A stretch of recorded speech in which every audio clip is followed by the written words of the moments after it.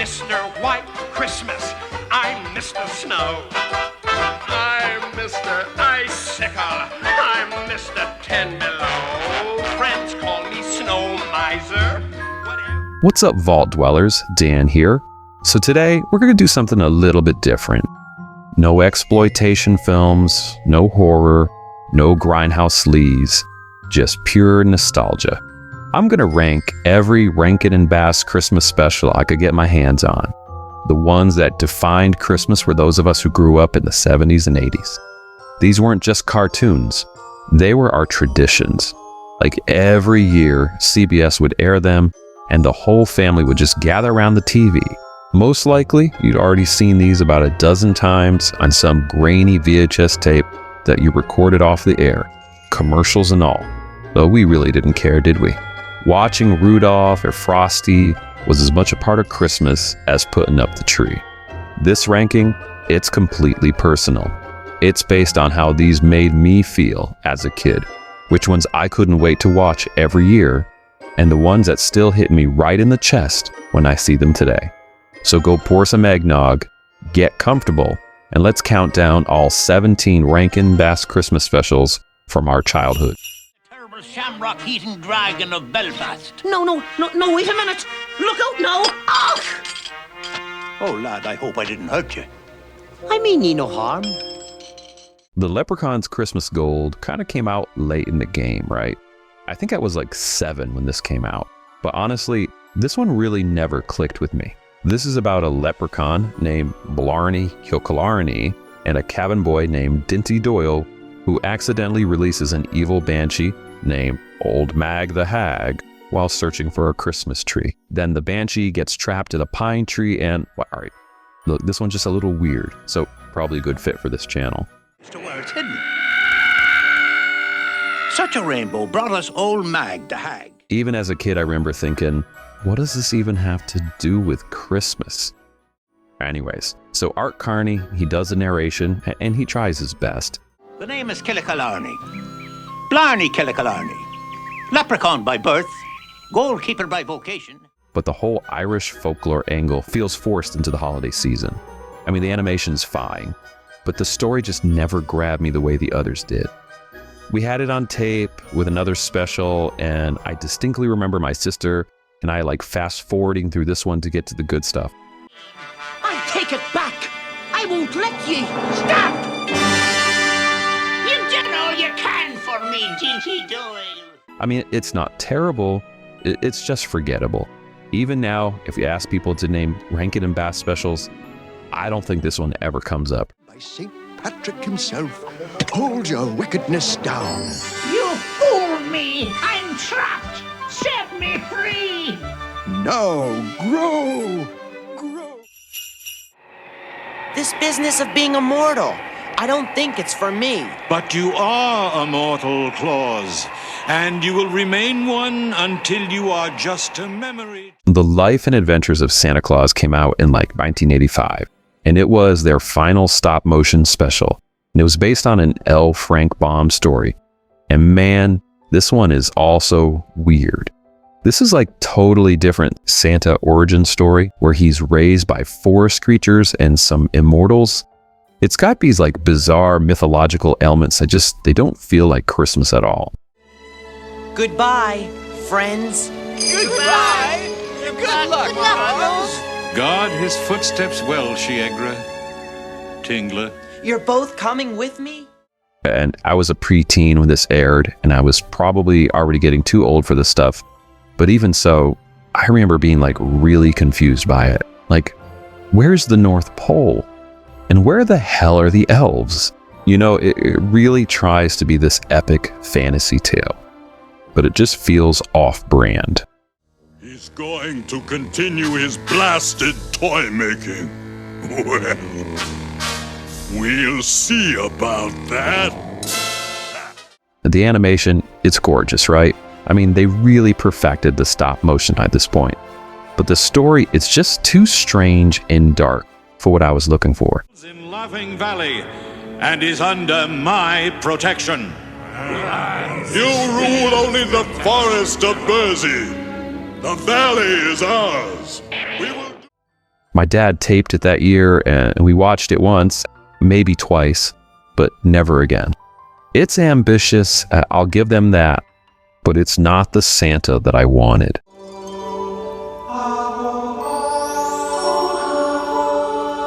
Not so happy tonight, unless...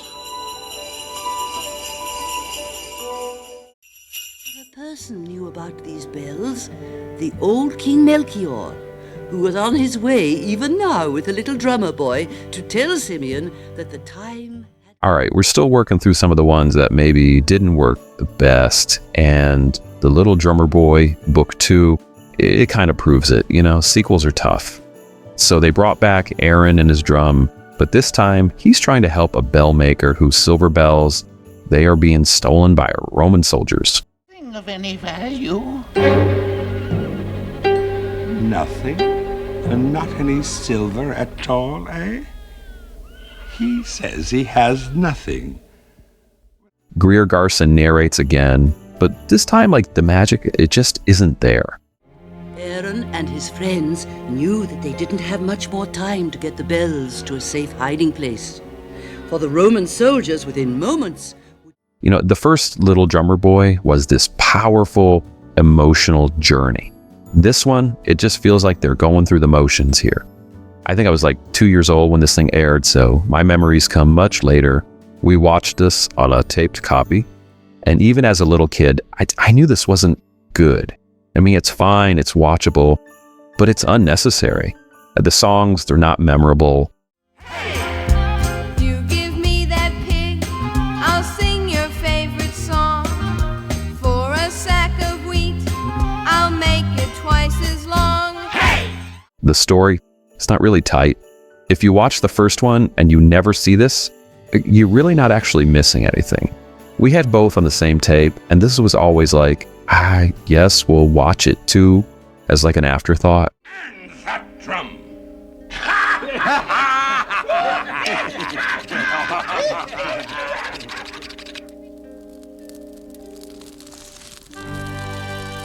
Poor Aaron had not counted on... He heard the sound of rattling chains come clanking through the gloom. And while he lay there shivering in the icy wind of fear... The Stingiest Man in Town was their take on the Christmas Carol, with Walter Matthau voicing the Scrooge. Come dine with us tomorrow. Christmas dinner, what a repugnant, revolting institution. And it's told from the perspective of Bah Humbug, Scrooge's insect companion. Yeah, you heard that right. There's a bug character telling the story. To the birthday party of the king. Kind of like a discount Jiminy Cricket. It's a bit odd, right?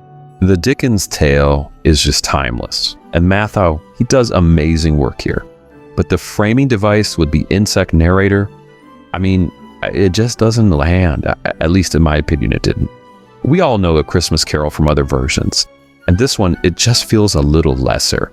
I remember my dad preferring like old black and white films of Christmas Carol. And honestly, I mean, so did I even as a kid.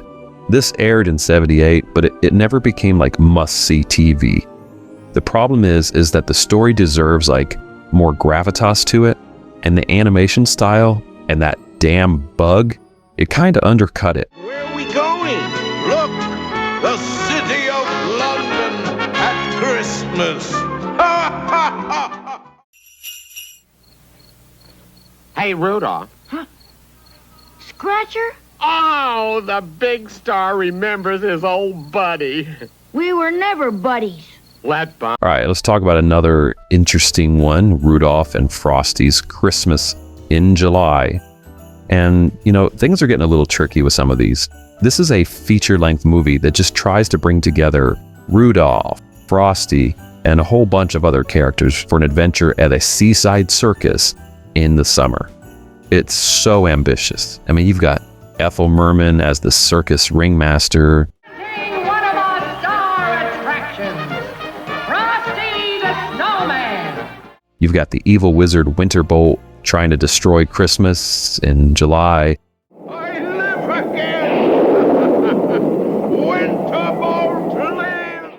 and there's just cameos from just all the other specials. But this seems like kind of a mess. First off, it is just way too long. The story drags, and just putting Frosty in danger of melting over and over, it gets old kind of fast, guys. What happened? Well, the sun came out, and they just look. It tries just way too hard to be what came before it. That said, it's still got that Rankin and Bass charm. And seeing all these like characters together, it was actually pretty cool. We'd all watch it, but I never like loved it like the originals. Wait till you meet him. A million laughs. Come on. Frosty, Millie, Chili, dinner's ready. And because I always got into trouble, none of the children would play with me. Finally, I made friends, the fox and the cat. All right, we're back to stop motion for Pinocchio's first Christmas, where he gets tricked by the fox and a cat while trying to buy Geppetto a present. The whole truth and nothing but. Tell you what, here's a written guarantee. I mean, this one's charming enough, right? And obviously the stop motion puppets, they're just beautiful at this point in their evolution. The story, it's sweet. You know, Pinocchio learns about giving and gets a real Christmas miracle. Oh, but all that is in the future. Let us live one day at a time. You know, but here's the thing, right? We already knew about Pinocchio. This felt like one of their, let's just do another one of those specials, rather than something they were really burning to tell. But hey, you know what? I actually liked it just fine. We had it on the same tape as Jack Frost, and I remember watching it like most Decembers. It's got heart, the songs are decent. Put your love in a poem, roses are red. Put your love in a letter. But, you know, still, it didn't reach like iconic status. It's good, but not great. It's a solid middle of the pack type of pick. Seedling from which sprang the tree that gave you life. Then you were my mother? In a way, yes. And, oh my son, I am not pleased with... And nobody had more fun than Jack Frost. Being invisible, he could move down close to all the humans and really be part of their cheer and joy. That's how he first met Elisa. Jack Frost becomes human to win the love of a mortal woman.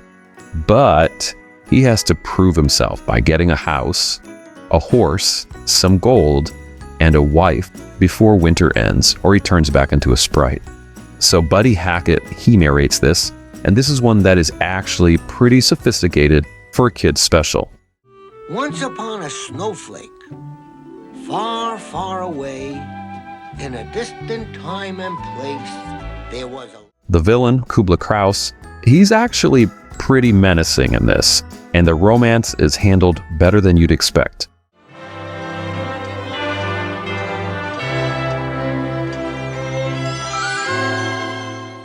You know what I remember the most about this one? It's the ending. I mean, it's bittersweet. So Jack, he has to choose between being human with Elisa or saving his friends as Jack Frost. Very well, Jack Frost. You have until 12 noon. And if you wish to remain human, you have 1 hour to get your house, horse, bag of gold. Not every special got this dark, and I came to appreciate how it didn't give you that perfect ending tied with a bow. This one's really good, and it just never quite reached that upper tier for me personally, but it deserved more love than it got. Well, you can bet your galoshes that when Father Winter heard about Jack Frost wanting to be human, he was angry. If only I could sleep. If only I knew. Twas the Night Before Christmas. It's like perfect for Retrovol, because in this one, Santa's pissed because someone in a small town wrote him a nasty letter saying he doesn't exist. So what does he do? He strikes him from the delivery list. Down the chimney St. Nicholas came with a bound. He was dressed all in fur from his head to his foot, and his clothes were all tarnished with ashes and soot. A bundle of toys he had flung on his back, and he looked like a peddler just opening his pack. And the townsfolk, led by a clockmaker named Joshua, they have to make things right. Joel Grey narrates, and the clock tower sequence at the end, it's actually like tense. It's cool. They built this huge clock to ring out a message to Santa, and will it work this time? I don't know. Gotta see it. You feel if it was only 3 minutes to Christmas, and you didn't know whether, as we say when approaching a tall piece of cheddar, better start from the top.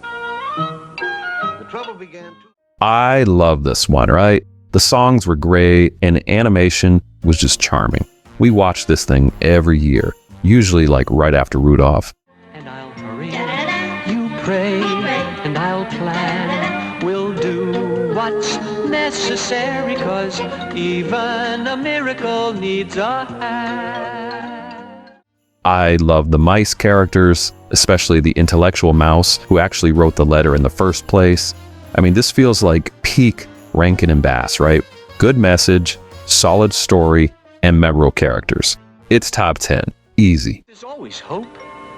Miracles happen most every day to people like you and me. But don't expect a miracle unless... Wait patiently. Don't rush the season, or you will spoil the rhyme. Christmas was just a day, not all the time. The First Christmas, the story of the First Christmas Snow.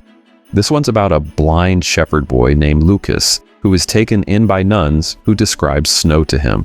And during the Abbey's Christmas pageant, he actually gets to experience Christmas snow and a miracle. Angela Lansbury narrates it. Little Wooly was lost, but worse than that, Lucas was alone in the forest trying to do an impossible job. And this one's heavy, all right? It doesn't pull punches. Lucas gets struck by lightning and loses his sight. Back to the Abbey at once.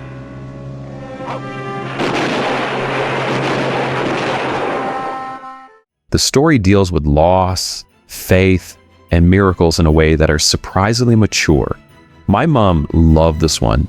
It made her cry like every time she watched it. The emotional weight just meant something.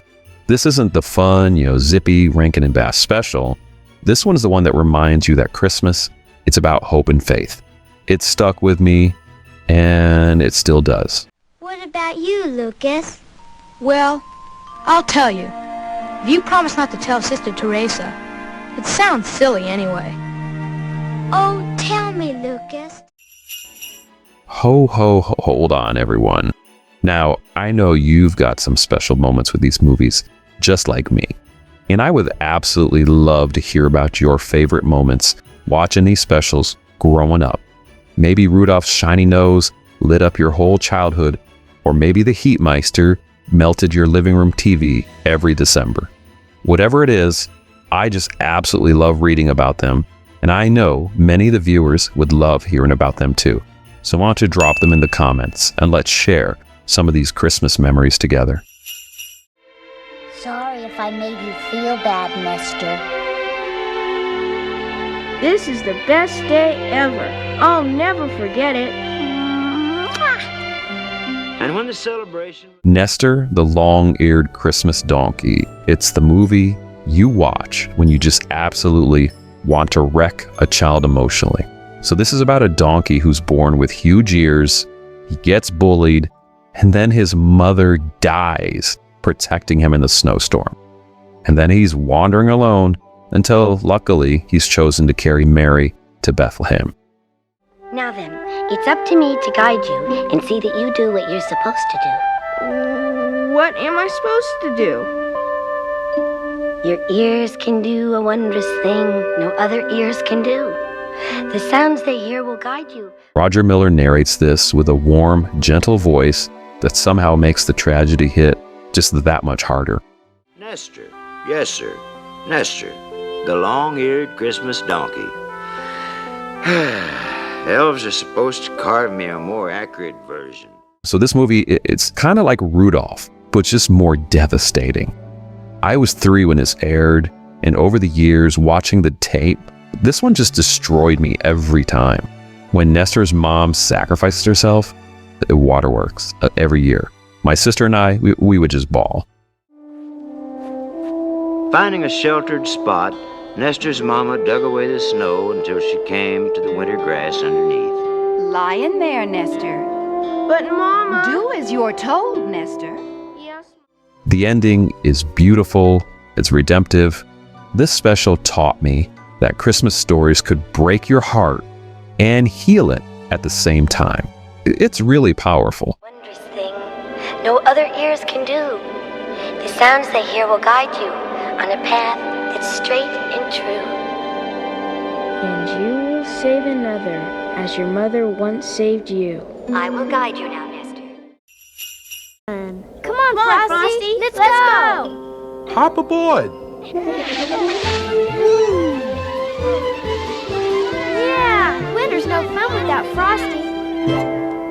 Frosty's back in Frosty's Winter Wonderland, and guess what? He gets a wife. Her name's Crystal, and she's made by the kids and becomes his companion. Oh, Frosty, what's he done to you? And they go and build a whole Winter Wonderland together while fighting off Jack Frost, who starts off as an antagonist, but eventually becomes an ally. Andy Griffith narrates this one, and the sequel, it actually totally works. But there was one person who got very jealous. Jack Frost, that icy artist who paints the world white. It's got the same joy as the original. There's new songs that are actually catchy. In the animation, it's brighter and just more colorful. Birthday to a dream. Oh, no. You know, we watch this thing constantly. Frosty getting married sounds weird, but they totally make it work. It's fun, it's sweet, and it doesn't try to top the original. It just gives you more time with characters that you already love. And this is how you do a sequel. This was appointment television like every December in our house. Nicest snow parson you ever did see. And then to make him all living. A parson's not a parson till he holds the good book in his hand. The Sea of Auld Lang Syne. There you will find a giant sundial. A sundial in all this fog? In Rudolph's Shiny New Year, Rudolph has to go find baby New Year, who's named Happy for some interesting reasons. Before midnight on New Year's Eve, or time will stop forever.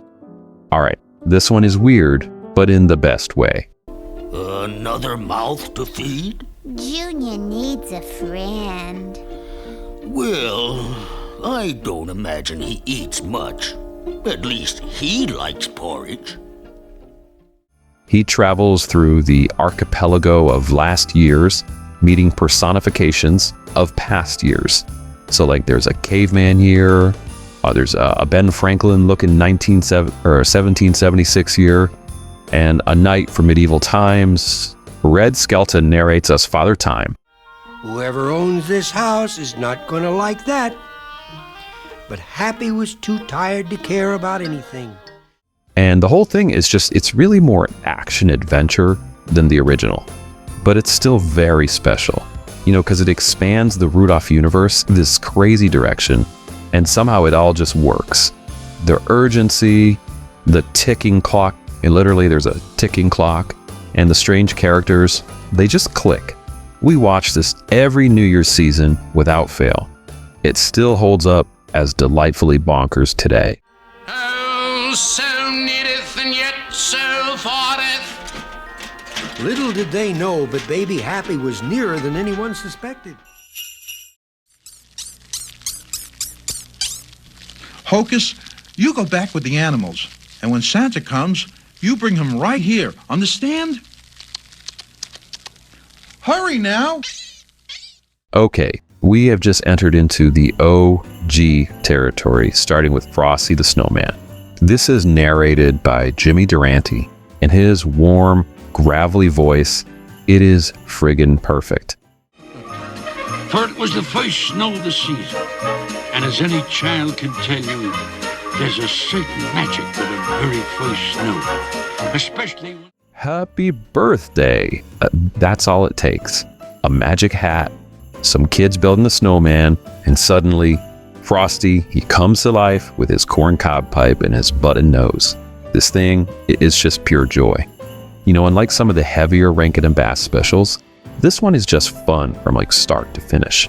Frosty's dancing around, kids trying to get him to the North Pole before he melts, and that bastard magician Professor Hinkle trying to get his hat back. All snug and comfy. And the ending, you know, Santa brings Frosty back every year, and that's the promise we needed. This thing aired in 1969, and I was like -5 years old, but this thing was like everywhere growing up. We had multiple copies on different types of tapes because it aired just so much. The song is iconic. Frosty the Snowman knew the sun was hot that day, so he said, let's run. The animation is charming, and it's like super short. It's like 25 minutes of perfect Christmas magic. I still watch this every year without fail because Frosty is Christmas. Think nasty, think nasty, think nasty. He'll be back again someday. You never heard a lion laugh. You never saw a gator grin, a goose in a gaggle. The Little Drummer Boy stars Aaron, who is an orphan who hates people after his parents are killed. And he's left with only his drum and his animal friends. And through his journey, he ends up at the birth of Jesus and offers the only gift he has, his music. A crow that did much more than caw. Is an eagle to wriggle, or is it all illegal? Why can't the animals smile? Why can't... Greer Garson narrates, and this one, it's another like heavy Christmas special, right? For Aaron was once a happy farm lad, the son of a shepherd. Father! Mother! The story doesn't sugarcoat Aaron's pain or anger. You know, the animation, it's beautiful, and the ending where the drum leads them to Bethlehem, I mean, it gets me every time. The songs, they're incredible. You know, this is religious Rankin and Bass, and it's just done right. It's emotional, it's powerful, and it's timeless.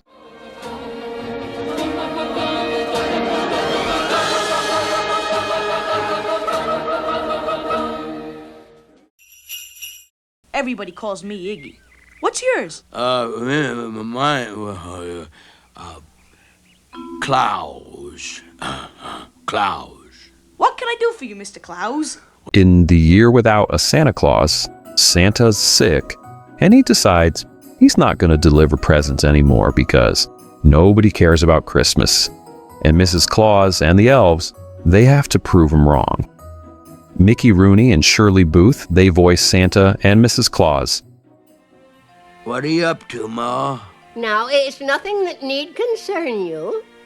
Poor Jingle. Poor Jangle. And then there's the Miser Brothers. You've got the Heat Miser and the Snow Miser. And they just steal the entire show with their musical numbers. Mr. Sun, I'm Mr. Heat Blister. I'm Mr. 101. They call me Heat Miser. There's the I'm Mr. White Christmas, I'm Mr. Snow. You know the song, right? I mean, everybody does. These characters, they became like icons. The stop motion is just gorgeous. The story has real heart, and it's just funny while also being meaningful. Mrs. Claus, who's trying to save Christmas, it's just perfect. This is top tier Rankin and Bass, and those Miser Brothers, they're immortal. I could sure use some rest. I'm not feeling my best. And he yawned as he took to his bed. There'll be a year without a against the law? What? Yep, it's true. Well, gee, that's kind of a silly law. If the Burgermeister saw you, we would all be in great danger. Fred Astaire narrates Santa Claus is coming to town as a mailman who's telling Santa's origin story. When Santa was just a little baby. You mean Santa was once a baby? Of course. Everybody's got to be a baby at least once in their lives. Now, this was years and years ago. Oh, way back. You know, like, how did Kris Kringle become Santa? Why does he come down the chimney? Why does he have a naughty and nice list? I mean, this special, it answers everything, and it does it with style. Mickey Rooney voices young Chris, and the story is just great.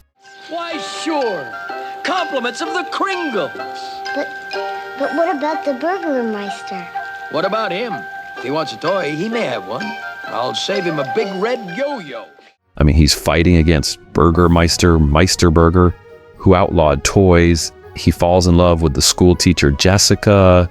He befriends the Winter Warlock. The animation is just perfect Rankin and Bass stop motion. And as a family, we gathered every year and we watched this. We didn't miss a year, ever. It's definitive, it's magical. It's like everything a Christmas special should be. It's like nearly perfect. Nearly. So let's talk about number one. The custom started long ago. Stop as soon as he grows up, Santa. Well, let's hope so if he wants to make the sleigh team someday. You see, little fellow, every year I shine up my jingle. This is the, capital THE, Christmas special.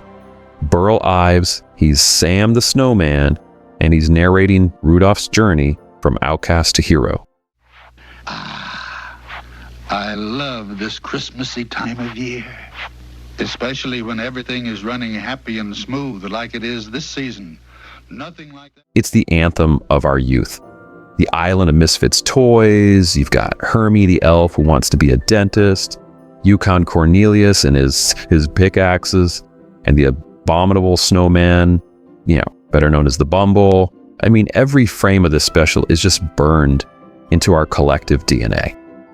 I think this is supposed to be the longest running Christmas special on television. Our families gathered for this like it was a religious ceremony. My parents watched it as they were growing up. I watched it with them. We bought all the Rudolph characters as Christmas decorations in front of our house. We made our own Island of Misfit toys. My kids watch this. It's just going to go on forever. This is way more than nostalgia here. It's literally like the bedrock of retro vault, right? And the people who watch these type of movies. The message is all about being different, about finding where you belong, and how these things that make you weird might be exactly what makes you special. That resonated with every misfit kid in America, and it still does. The animation is charming and the songs are perfect. For millions of girls and for millions of boys, when Christmas Day is here, the most wonderful day. And the moment when Santa asks Rudolph to guide his sleigh, it's redemption and magic. Every Christmas, this is where it starts for my family, and I'm probably sure it starts for a lot of you. Up and away! These specials, they weren't just entertainment. They were the fabric of our Christmases when we were growing up. We didn't have streaming services. We didn't have YouTube. We didn't even have options, right? We had network television, or we had whatever we managed to record on VHS tape, commercials and all. And we just treasured them. Watching these with your family year after year, they were our tradition. Rankin and Bass created just something timeless with these. These specials, they still air. They're still on TV now, and they bring families together. 60, 70 years later? In a world that changes so much and so fast, that consistency, it means something. These are the Christmas specials that raised us, and they're magic. Hey, I want to hear from you guys. Which of these movies was your favorite? What are some of your favorite memories watching these when you grow up? I know this is different content than what I usually do, But really, this is no less important on who we became. All right, Merry Christmas, everyone, and keep it weird, folks. I heard, Frosty. I just don't understand. And all that business with Scratcher, something's real wrong. Papa Geppetto, I'm home in time for Christmas Eve tonight. Good morning, Pinocchio.